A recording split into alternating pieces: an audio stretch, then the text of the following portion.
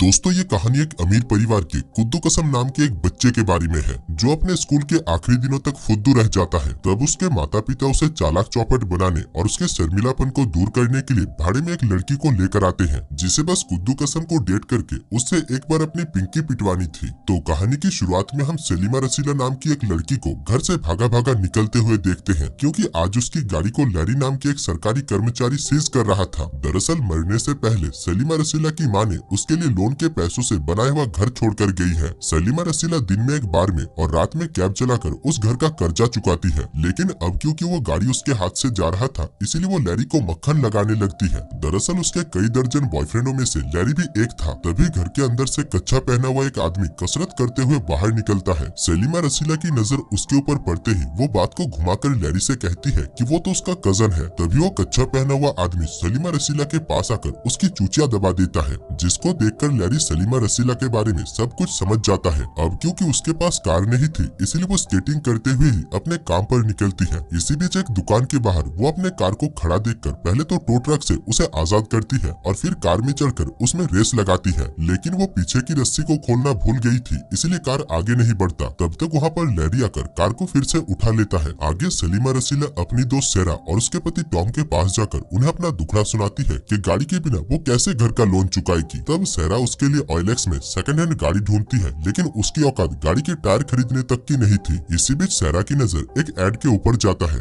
जिसमें एक अमीर पेरेंट्स को अपने 19 साल के नालायक बेटे के लिए भाड़े में उसी के उम्र की एक गर्लफ्रेंड चाहिए थी और इस काम को करने के लिए वो अमीर परिवार उस लड़की को एक चमचमाती कार देने वाली थी। सलीमा रसीला की उम्र 32 साल थी, यानी वो उस लड़के से बहुत बड़ी थी। फिर भी ट्राई करने में उसका क्या जाता था, इसलिए वो भी अपना सड़ा हुआ मुंह लेकर कई सारे बाधा विपत्तियों को पार करके स्केटिंग करते हुए उस अमीर परिवार के घर पहुंच जाती है। सीढ़ी में भी वो अपने स्केट्स को उतारती नहीं और बड़ी मुश्किल से ऊपर आती है। इसके बाद वो उस परिवार के सामने सौदे में बैठती है। यहाँ पर पिता का कहना था कि उनका बेटा 19 साल का एक लड़खड़ाता हुआ बच्चा है। पता है वो घर से कहीं निकलता नहीं, स्कूल में किसी से बात तक नहीं करता, सिगरेट पीना, शराब पीना, पार्टी करना, अय्याशी करना, गर्लफ्रेंड पटाना जैसे इन सारी छोटी छोटी चीजों से भी वो बहुत दूर रहता है। यानी वो अपनी जिंदगी में मजा नहीं लेता और सारा दिन फोन में बस यूट्यूब शॉर्ट्स और इंस्टाग्राम में रील देखता रहता है। और अगर वो ऐसा ही करता रहा तो अगले साल वो प्रिंसटन यूनिवर्सिटी में कैसे दाखिल होगा। ये सुनकर सलीमा रसीला कहती है, ओ तो फिर आप चाहते हैं कि मैं आपके बेटे को मजा दूं, तो बताइए आपका बेटा कहाँ पर है। तभी माता कहती है, नहीं नहीं बेटी, ऐसी बात नहीं है, तुम्हें बस उसका बाबू सोना बनकर उसके साथ घुल मिलकर उसे चालाक चौपट बनाना होगा और जिस दिन मेरा बेटा अपना गर्मा गर्म सलिया तुम्हारे अंदर घुसाएगा उसी दिन से वो कार तुम्हारी संपत्ति हो जाएगी। अब इन सारी बातों से सलीमा रसीला समझ जाती है कि उसे बस कुद्दू कसम के साथ एक बार अपनी पिंकी पिटवानी है और उसे चालाक चौपट बनाना है। खैर सलीमा रसीला के पास अब कोई कार नहीं थी, इसीलिए वो अपने दोस्त टॉम का खटारा वैन लेकर ही कुद्दू कसम को लुभाने के लिए उसके पेट शॉप में पहुंच जाती है। वो वहाँ पर कुत्ता खरीदने के बहाने कुद्दू कसम के ऊपर डोरे डाल रही थी, लेकिन कुद्दू कसम उसके चपेट में नहीं आता। तब वो अपना स्पेशल हथियार यानी अपनी जवानी से उसे लुभाने की कोशिश करती है। वो सोफे को घिसड़ घिसड़ कर कुद्दू कसम के सामने लाकर उसके सामने मुंह बनाती है। दोस्तों इस बेवकूफ को इतने सारे इशारों में भी कुछ भी समझ में नहीं आता और एक अबला लड़की को अपने सामने देखकर इसके हाथ पांव कांपने लगते हैं, जिस वजह से ये यहाँ से 9-11 होने का प्लान बनाता है। तभी सलीमा रसीला उसके साथ चिपकते हुए कहती है कि आज वो उसे उसके घर तक छोड़ेगी। कुद्दू कसम उसके साथ जाने के लिए तैयार नहीं था, पर सलीमा रसीला जब उसके साइकिल को उठाकर अपने वैन में चढ़ा देती है तब कुद्दू कसम के पास कोई रास्ता नहीं बचता।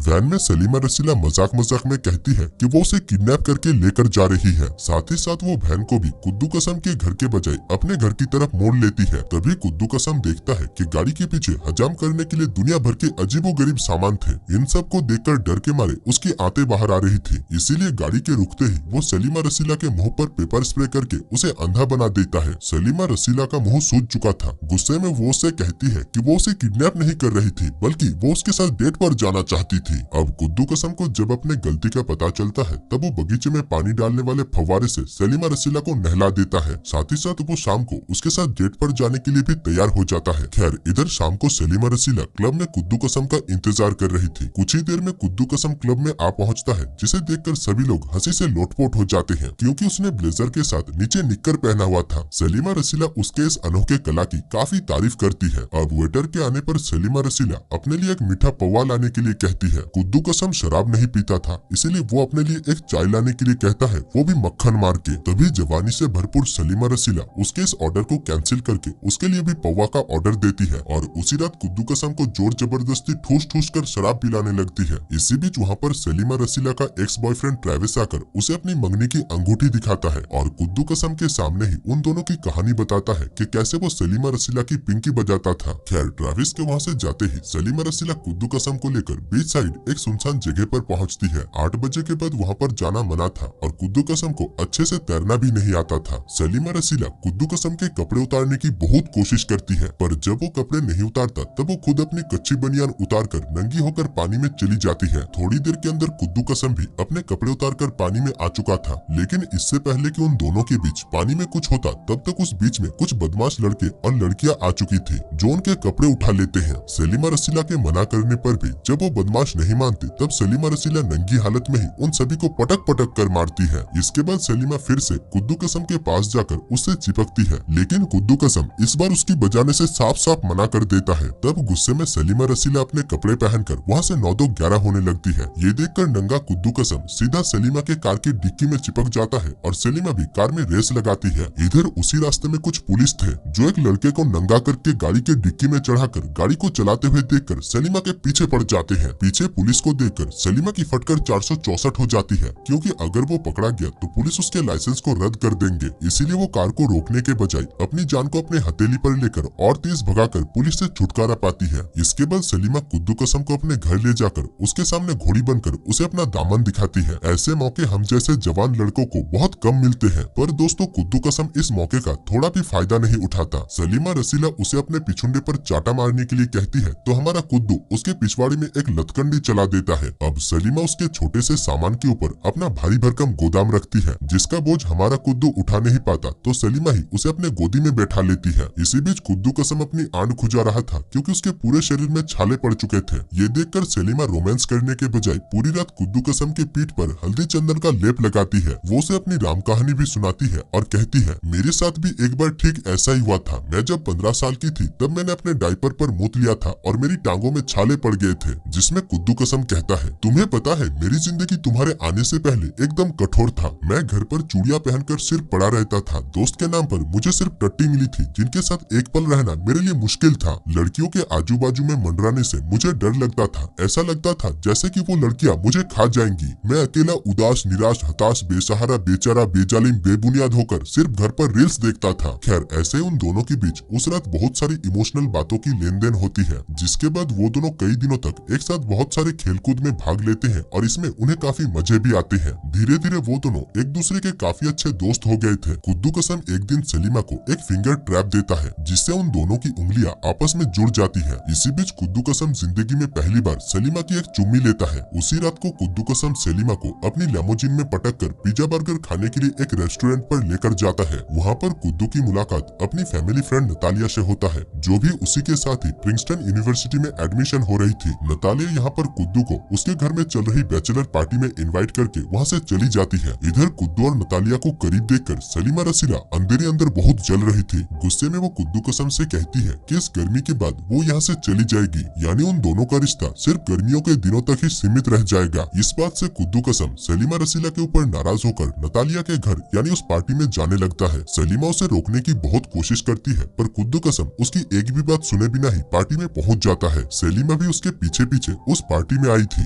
जहाँ पर सभी टीनेजर्स लड़के उसे दादी दादी कहकर चिढ़ाते हैं और सलीमा को इंस्टाग्राम पर लाइव लाकर उसकी काफी बेइज्जती करते हैं। लाज शर्म नाम की वस्तु सलीमा के अंदर थी नहीं, इसीलिए वो उन सभी को इग्नोर करके कुद्दू कसम को ढूंढते ढूंढते ऊपर एक कमरे में पहुंच जाती है। दरवाजा नॉक करने पर भी कुद्दू कसम जब दरवाजा नहीं खोलता तब वो अपनी लंबी लंबी टांगों से दरवाजा तोड़कर अंदर आती है। अंदर कुद्दू कसम गले तक विदेशी दारू पीकर नंगे हालत में नतालिया के साथ बिस्तर पर पड़ा हुआ था। सलीमा रसीला को नशा तुड़वाने में बहुत अनुभव थी, इसीलिए वो कुद्दू कसम को खींचकर संडास लेकर आती है और मुंह में उंगली करके उसे उल्टी करवाती है। इधर तब तक उन सभी बच्चों के पेरेंट्स उस पार्टी में आकर सलीमा रसीला को बहुत बुरा भला कहने लगते हैं। कुद्दू कसम से सलीमा रसीला की बेइज्जती बर्दाश्त नहीं होती और वो गलती से उस आदमी के बजाय सलीमा रसीला को ही एक जोरदार घुसंड पिला देता है। कार में वो दोनों एक साथ घर वापस लौट रहे थे। मुक्का मारकर कुद्दू कसम ने सलीमा रसीला की गर्दन सुजा दिया था, इसीलिए वो उससे माफी मांगकर उससे उसकी पिंकी बजाने की परमिशन मांगता है। सलीमा कुद्दू कसम को अपनी पिंकी देने के लिए तैयार हो गई थी, तभी वो नोटिस करती है कि कुद्दू कसम अभी भी नशे की हालत में है, इसीलिए वो उसे अपनी पिंकी बजाने नहीं देती और कहती है है कि कल नशा टूटने के बाद वो उसे जरूर देगी।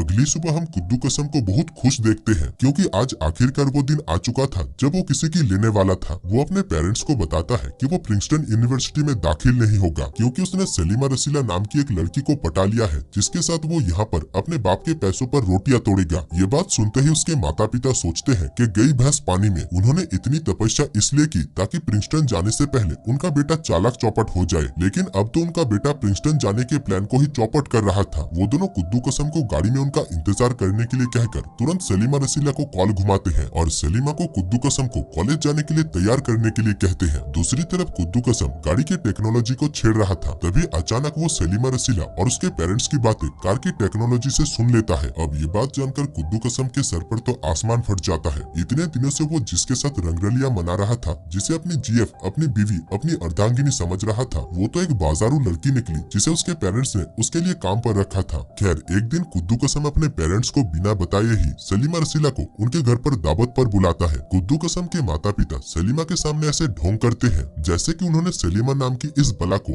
आज से पहले कभी देखा ही नहीं। कुद्दू कसम उनके सामने सलीमा से ऐसे ऐसे सवाल पूछता है जिससे सलीमा तो क्या, मैं भी कुद्दू को सब कुछ सच सच बता देता, लेकिन यहाँ पर सलीमा बात को किसी तरीके से छुपाकर भांडा फूटने से बचाती है। तभी कुद्दू कसम को उसका एक दोस्त कॉल करके उसे घर के बाहर बुलाता है। दरअसल कुद्दू कसम ने उसे औजार लाने के लिए कहा था ताकि वो दोनों मिलकर उस कार को तोड़ सके जो उसके पेरेंट्स सलीमा को देने वाले थे। वो दोनों मिलकर कार को गैरेज से बाहर निकालकर उसका कचूमर बना देते हैं। इसके बाद कुद्दू कसम सलीमा के पास जाकर कहता है कि वो उसकी पिंकी बजाना चाहता है, जिसमें सलीमा रसीला भी मान जाती है। कुद्दू कसम ने जिंदगी में पहली बार किसी लड़की को छुआ था, इसीलिए इससे पहले कि वो उसकी गुफा का दर्शन करता, टांगों में ही वो अपना माल झाड़ देता है। सब कुछ हो जाने के बाद कुद्दू कसम आखिरकार सलीमा को ये बात बता ही देता है कि उसे पता है कि उसकी और उसके पेरेंट्स के बीच क्या सौदा हुआ था। अब क्योंकि सलीमा रसीला ने कुद्दू कसम के साथ झूठा प्यार करने का नाटक किया था, इसीलिए कुद्दू कसम सलीमा को उसके जिंदगी से 9-2-11 होने के लिए कहता है। और इधर कुद्दू कसम के पेरेंट्स भी सलीमा को वो टूटा फूटा कार देकर वहाँ से भगा देते हैं। इसके बाद सलीमा अपनी फूटी हुई किस्मत और टूटी हुई कार लेकर कई महीनों तक कड़ी मेहनत और तपस्या करके आखिरकार अपने घर के कर्जे को चुका ही लेती है। एक मुसीबत तो उसकी जिंदगी से कम हो गई थी, लेकिन वो अभी भी कुद्दू कसम से माफी मांगना चाहती थी। इसीलिए एक दिन वो मुंह उठाकर कुद्दू कसम को ढूंढते ढूंढते प्रिंसटन यूनिवर्सिटी पहुंच जाती है। वो उससे माफी भी मांगती है, लेकिन हमारा कुद्दू से माफ किए बिना ही कार लेकर वहाँ से जा रहा था। तब सलीमा कुद्दू कसम की कार के ऊपर ही चिपक जाती है और उतरने का नाम नहीं लेती, जिस वजह से कुद्दू कसम कार को तेजी से भगाता है और आगे समंदर में जाकर उसे गिराता है। यहाँ पर वो दोनों कई घंटों तक एक दूसरे के साथ बात करके सारे गिले शिकवे को दूर करके फिर से गर्लफ्रेंड बॉयफ्रेंड बन जाते हैं। इसके बाद मूवी के अंत में हम कुद्दू कसम को प्रिंसटन जाने के लिए अपना बोरिया बिस्तरा बांधते हुए देखते हैं। बाहर सलीमा उसका इंतजार कर रही थी, जो कुद्दू कसम को प्रिंसटन छोड़ने के बाद कैलिफोर्निया जाने वाली थी। और दोस्तों, इसी के साथ ही इस मूवी की कहानी भी समाप्त हो जाती है। धन्यवाद।